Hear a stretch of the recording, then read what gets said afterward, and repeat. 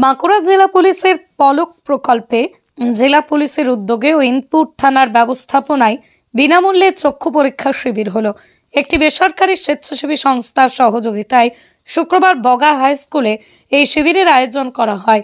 পুলিশের তরফে জানানো হয়েছে, এদিন শিবিরে 267 জনের চক্ষু পরীক্ষা করা হয়েছে।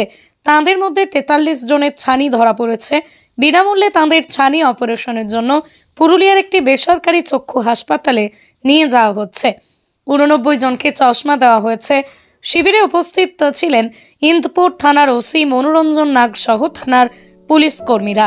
উপস্থিত সকলের জন্য মধ্যাহ্নভোজের ব্যবস্থা ছিল। পুলিশের এই উদ্যোগকে সাধুবাদ জানিয়েছেন এলাকার নাগরিক সমাজের অনেকেই। Bureau report, Bankura update, Indpur.